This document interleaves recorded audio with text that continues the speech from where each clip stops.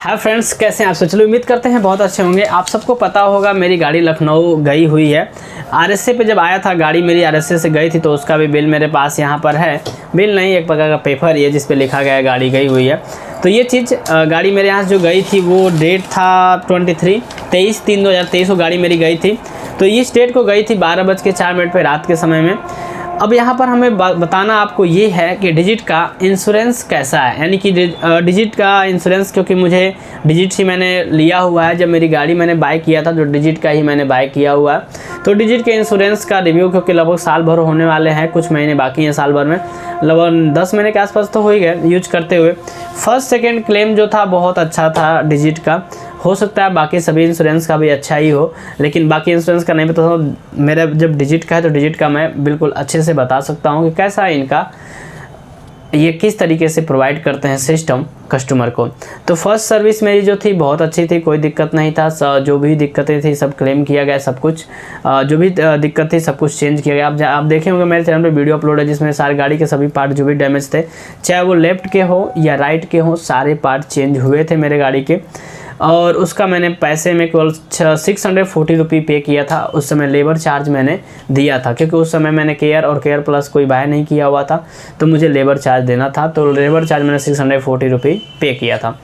इसके अलावा जब दूसरी बार मेरी गाड़ी गई तो उस समय भी बहुत अच्छा सर्विस था, बहुत अच्छा। जो भी दिक्कतें थी वो सारा कुछ ले लिए लोग क्लेम में।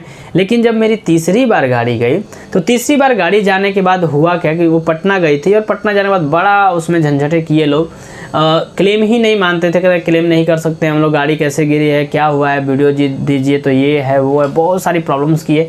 फिर एप्लीकेशन लिखना पड़ा मुझे बकायदे किस डेट में, क्योंकि डेट भी वहाँ पे पटना वाले ने गलत डेट पे क्लेम कर दिया था, जिसकी वजह से मुझे एप्लीकेशन लिखना पड़ा, पूरा बायोडाटा देना पड़ा। उसके बाद डिजिट ने केवल 50% ही क्लेम किया, जिसकी वजह से बाकी जो अमाउंट थे वो मुझे पे करने पड़े थे। तो 50% था वो मैंने पे किया था, जिसमें से 25% ऑलरेडी ओला वालों ने किया, 25% मैंने, क्योंकि चेचिस की प्रॉब्लम थी, टूटा था, तो उसमें वो लोग मैनेज किए थे अपना, बाकी मैंने किया था। तो इस हिसाब से मुझे 18,000 पे करने पड़े थे तीसरी सर्विस जब मेरी डिजिट की थी तब। इसके बाद से अब जब चौथी सर्विस मेरी है, फ़िलहाल में गाड़ी मेरी लखनऊ में है जो कि वहाँ रिपेयरिंग पे है। तो अब इस टाइम पे क्या हुआ, मेरी गाड़ी जो है वो लेफ़्ट साइड में गिरी हुई है। तो लेफ़्ट साइड में गिरी है तो लेफ़्ट के अलावा राइट में कुछ डैमेज हैं। तो राइट का 1% कह रहे हम लेंगे ही नहीं, क्लेम ही नहीं कर पाएंगे राइट का। लेफ़्ट का गिरा हुआ तो लेफ़्ट का ही हम उठाएंगे। तो लेफ़्ट के सारे पार्ट जो भी दिक्कत है उनको वो चेंज करने के लिए उसका वो ले रहे हैं। राइट का नहीं, यूएसबी गाड़ी की मेरे अंदर से ख़राब हो चुकी है, टूट गई है।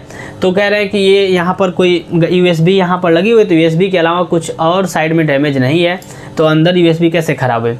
हम बोले भाई साहब ख़राब है तो वो ख़राब है, वो अंदर में उसको तोड़े कोई तब तो उस पर दाग लगेगा, कोई दाग सुराग तो है नहीं, बस अंदर से ख़राब है, काम नहीं कर रही है, तो उसका वो नहीं लिए। इसके अलावा ब्रेक के अंदर आप जब खोलेंगे अंदर तो मास्टर सिलेंडर होता है, उसमें मास्टर सिलेंडर काम नहीं कर रहा है यहाँ पर। तो लखनऊ वालों ने बोला कि सर मास्टर सिलेंडर चेंज करना पड़ेगा। वो लोग मास्टर सिलेंडर जब क्लेम किए तो सीधा उन्होंने इनकार कर दिया कि मास्टर सिलेंडर पर न तो कोई दाग है न ही कोई दिक्कत है, मास्टर सिलेंडर बिल्कुल सही दिख रहा है, तो ख़राब कैसे हो गया, जबकि वहाँ पे सीधा दिख रहा है ब्रेकिंग का इशू है। तो मास्टर सिलेंडर का भी क्लेम वो नहीं किए। तो कुल मिला के राइट साइड में कुछ चीज़ें डैमेज हैं, राइट साइड का एक भी चीज़ों को नहीं लिए हैं। लेफ़्ट साइड में गाड़ी की लेफ़्ट साइड के सारी चीज़ों को वो लिए हैं, राइट साइड की कोई चीज़ों को नहीं लिया। लेफ़्ट साइड में ही मेरा यूएसबी है और ब्रेक वाला है, उसको फिर भी नहीं लिए हैं। तो ये रही मेरी चौथी सर्विस जो कि बेकार रही डिजिट का। तो इंश्योरेंस वाले शुरुआत में बड़ा अच्छा काम करते हैं, बाद में दिक्कतें करते हैं। तो इस हिसाब से देखा जाए तो इंश्योरेंस के बावजूद भी मुझे लगभग 25,000 के आसपास कुल खर्च करने पड़ गए हैं। हो ही जाएंगे, जब पटना लखनऊ से गाड़ी मेरी आएगी तो कुल मिलाकर 25,000 हो जाएगा खर्च गाड़ी के बावजूद भी, मतलब इंश्योरेंस के बावजूद भी। तो ये है इंश्योरेंस का। इंश्योरेंस के कुछ फ़ायदे भी हैं, कुछ नुकसान भी हैं। कुछ तो फ़ायदे ये भाई, अगर इंश्योरेंस ने तो मुझे 100% पे करना पड़ता तो लगभग 70,000 पे करने होते, बट मुझे वहाँ पर पे करना पड़ा 20,000 के आसपास।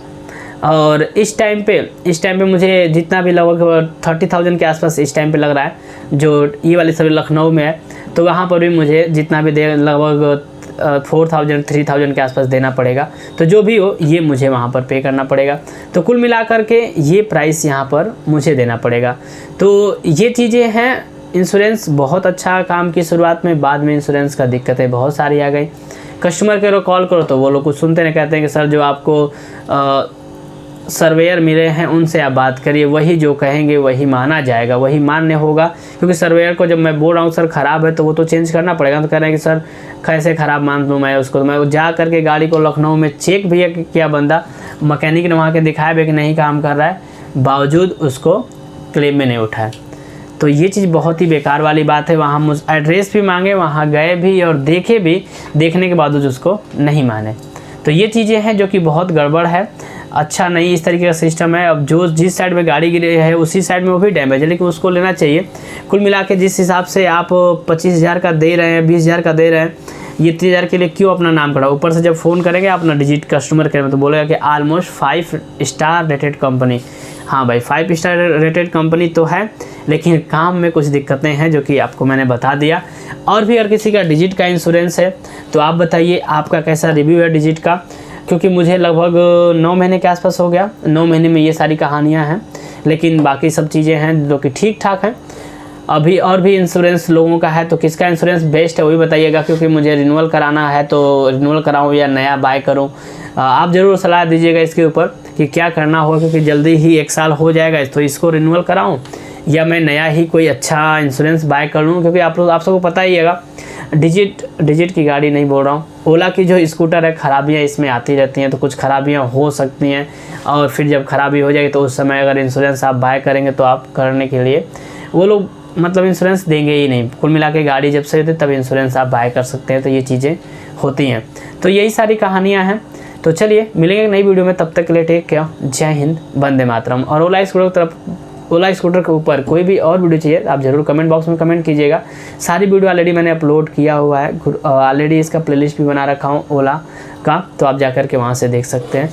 बाकी कुछ और भी वीडियो अगर चाहिए तो आप कमेंट बॉक्स में कमेंट कीजिएगा, जल्दी मैं वीडियो आपको बना दूँगा। Okay, take care and bye bye.